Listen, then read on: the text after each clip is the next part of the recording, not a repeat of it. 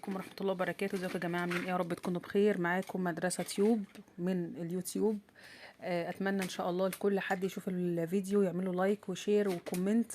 انا من اسكندرية يا جماعة، من جمهورية مصر العربية. اتمنى تكتبوا لي انتوا بتتابعوني مين في الكومنتات، وكمان تصلوا على سيدنا محمد صلى الله عليه وسلم في الكومنتات.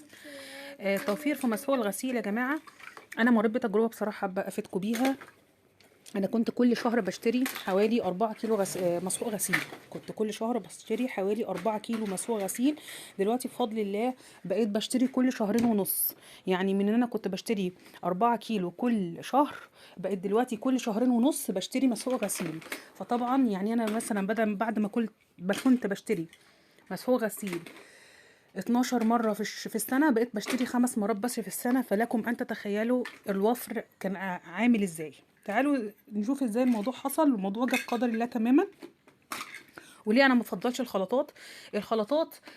بصراحه انا ما عنديش علم، يعني انا بخاف على الغساله. يعني حضرتك دلوقتي طبعا عارفه ان كل حاجه سعرها ولع، الغسالات سعرها ولع، قطع الغيار سعرها ولع. فانا مش عايزه احط حاجه مش متخصصه، مش موصى بيها من قبل المصنعين، فاحطها في الغساله عشان اوفر شويه في مسحوق الغسيل، الاقي الغساله بتاعتي ضربت واجزاء منها باظت.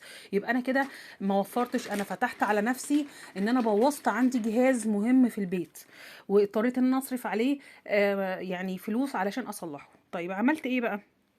في يوم كده كنت رايحه يا جماعه اشتري، يعني بدور على بشتري يعني مسحوق الغسيل بودر بتاعي. فاشتريت، انا بشتري اوكسي كان عليه عرض اللي هو الاوكسي الجل. يعني هو اوكسي كان بودر عليه عرض اوكسي جل هديه. فجبته واشتريته، قلت ايه نجرب، مش خاسرين حاجه، كده كده ده اوفر على عرض على الاوكسي. فجبته فعلا واستخدمته في غسيل السجاد. استخدمته في غسيل السجاد على الناشف. لاحظت ان هو ريحته جميله جدا وبتثبت وبتخلي ريحه السجاد حلوه. ودي كانت حاجه بعاني منها جامد. اما بستخدم المسحوق الغسيل بودر بيخلي ريحه السجاد مش لطيفه. دي اول حاجه. الحاجه التانية نضفه كويس، يعني حصلت على ريحه حلوه، وريحه الكمكمه بتاعه تنظيف السجاجيد ما بقتش موجوده تقريبا. وكمان كان نظافه كويسه جدا. فعجبني بصراحه. لان انا كنت بشتري مسحوق خاص بالغسيل السجاد، وفرت ببند مسحوق غسيل السجاد. دي اول نقطه. جيت عشان اغسل بقى، دي كانت تجربه كده في حاجه بسيطه عندي في البيت. جيت بقى هغسل سجاجيد البيت، فروحت جبت انا مخصوص بقى جبت اوكسي جل. جبت ايه؟ اوكسي جل. تمام. طيب جبت اوكسي جل. نضف السجاد حلو جدا جدا يعني. وبرده الريحه بتاعته ما بقتش قويه، اللي هي يعني ريحه السجاد بقت حلوه، ما بقتش فيها ريحه الكمكمه اللي بيعملها المسحوق العادي. تمام. وحتى احسن من نتيجه لما كنت بجيب مسحوق تنظيف السجاد المخصوص. فابتديت استخدمه في غسيل الملابس. تمام. لقيته بينظف الملابس حلو، يعني كفاءته زي البودر ويمكن احسن كمان.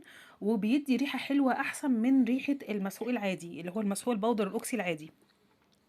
وما تخافيش من موضوع الريحه بتاعه الملابس، لان الريحه بتاعه الملابس دي ما بتبقى يعني ما بتدومش فتره طويله، وبالتالي ما فيش مشكله لما احنا نخرج بيها كبنات او كنساء. طب ليه بقول الموضوع ده؟ لان احنا عندنا حديث من النبي صلى الله عليه وسلم بيقول: ايما امراه استعطرت فمرت على قوم ليجدوا من ريحها فهي زانيه.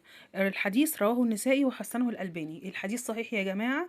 وانا فما تقلقيش من حته ان ريحه المسحوق بتاعه الجل تكون ماسكه في الهدوم. لا، ما بتمسكش في الهدوم لما تيجي تلبسيها. لا، بتبقى بتقعد فتره يعني فتره وانتي الغسيل مغسول مبلول لحد ما بينشف، وبعد كده بتبقى بسيطه جدا. انتي لو شميتيها يا دوبك هتشميها انتي، لكن مش هتشميها لو حد مر من جنبك مش هيشمها. وبقول لاخواتي الفضليات خلي بالكم من الموضوع ده. احيانا ببقى بره البيت وبروح مثلا مثلا في هايبر ولا حاجه، اذن علينا الاذان، فبندخل نصلي في المسجد، فبلاقي بنات حلوين ونساء فضليات داخلين يصلوا حريصين ان هم يصلوا الفرض، وريحه البرفيوم يعني بتغطي على المسجد كله. طبعا انا يعني هي ما شاء الله نحسبها على خير ونزكي على الله احد، هي داخله اصلا حريصه على فرض ربنا وداخله تصلي في ميعاده. لكن هي بالتاكيد ما تعرفش الحكم صعب جدا. ان احنا يا جماعه نستعطر بره البيت، ده امر فيه مشكله كبيره جدا. زي ما قلت لكم عندكم الحكم هو الحديث النبي صلى الله عليه وسلم ان لو واحده استعطرت بره البيت لو واحده حطت برفيوم بره البيت والناس شموا ريحتها، فوالعياذ بالله بتكون بتاخد ذنوب الزانية، نسأل الله العافية لي ولكم. طيب هتقولي طبعا محدش بيحب ريحة العرق وكده، طبعا كلنا ضد ريحة العرق، فعشان كده احنا بنعمل ايه؟ بنعمل سن الفطرة اللي هي من ضمنها نطف الإبط، ان احنا بنشيل الشعر اللي تحت الإبط، ويفضل نشيله بحاجة بالسويت او بجهاز الشمع علشان يقعد فترة طويلة على ما يطلع مرة تانية. طبعا لو احنا في الصيف بنستحمى كل يوم، وبنحط مزيل عرق. مزيل عرق البليه ده ريحته بتبقى مؤقته، مجرد ما بتحطيه 5 دقايق خلاص ريحته بتنتهي، بس بيديكي فعاليه 24 ساعه ان ميبقاش فيه ريحه عرق. وكل 24 ساعه اللي حضرتك بتاخدي شاور، لا اما بتغسلي المكان كويس وبتنشفيه كويس جدا بفوطه مخصصه، وبتبتدي ان انت تحطي بتحطي اللي هو مزيل رائحة العرق. طيب استخدمت بقى المسحوق الجل، فلقيته بصراحة يا جماعة قضى معايا. يعني أنا كنت زي ما بقول لكم كنت بستخدم المسحوق لمدة كل والله بجد يعني كل شهر كنت بروح أجيب مسحوق من 3 ل 4 كيلو أوكسي باودر. المسحوق الجل اللي هو ال 3 لتر، ال3 لتر انا جربته قعد معايا ما يعادل غسيل 2.5 شهر. يعني انا قعد معايا 2 كاملين، وفي ال2 شهر دول طلعت الملابس الشتوي، فغسلت كل الصيف اللي في البيت، فيعني كان غسيل اوفر كمان على الغسيل المعتاد. فاستهلاك فعليا استهلاك غسيل 2.5 شهر، وما شاء الله قضى معايا ال2.5 شهر لحد الاخر. ازاي بستخدم المسحوق الجل؟ بحط علشان يديني نتيجة حلوة في الغسيل ويديني فعالية ممتازة. بعمل ايه؟ اول حاجه، انا لو انت غسلت كل 5 كيلو غسيل بتحطي عليهم مكيال كامل من المسحوق، تمام؟ وبتحطي المكيال مش في درج الغساله من فوق، لا بتحطيه جوه الغساله يعني على الغسيل على طول، بتحطيه على الغسيل على طول. ده لو كان الغسيل بتاعك متوسط الاتساخ. لو الغسيل بتاعك اتساخ شديد بتحطي على ال5 كيلو مكيال وربع او مكيال وتلت من المسحوق. وبتضاعفي بقى الكميه حسب سعه الغساله بتاعتك. لو غسلتك 8 كيلو هتحطي من مكيال لمكيال ونص، حسب شدة الاتساخ بتاعة الغسيل. طيب كمان وفر معايا في ايه؟ وفر معايا في ان انا استخدمته كبديل عن الكلور الالوان. ازاي؟ مثلا انا في عندي حاجة شديدة الاتساخ، فعايزة فعايزة احط عليها هي كلور الوان، فبقيت احطه هو على البقعة على طول، احطه هو على البقعة على طول كبديل، واستنى شويه عليها لحد ما ادخل، يعني بحيث ان هو يتفاعل مع البقعه، وبعدين ادخلها الغساله. فاستخدمته بديل للكلور الالوان. وممكن عشان توفري تستخدمي مثلا علشان تحطي على طول على البقعه وما تهدريش، تستخدمي السرنجه في ان انت تحطي على البقعه على طول. السرنجه بتاعت اللي احنا بندي بيها الادويه للاطفال دي، تخصصي واحده وتبتدي ان انت تحطي بيها على البقعه مباشره العنيده بدل الكلور الالوان. فهو كده وفر معايا مسحوق غسيل السجاجيد، الكلور الالوان، وفر عليا كمان في مسحوق الغسيل.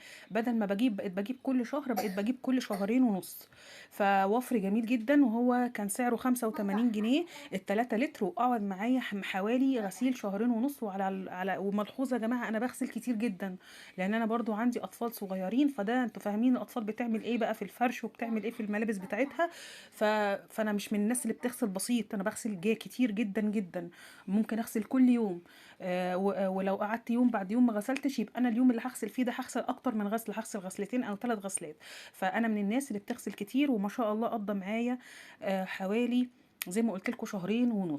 اتمنى ان انتوا تستفيدوا من الفيديو وتشيروه، وهتلاقوا رابط صفحة الفيسبوك في صندوق الوصف. وما تنسوش تصلوا على النبي في التعليقات وتقولوا لي انتوا منين، بتتابعوني منين، سواء من داخل مصر او من خارج مصر، ونقول مع بعض كفارة المسجد. سبحانك اللهم وبحمدك، اشهد ان لا اله الا انت، استغفرك واتوب اليك.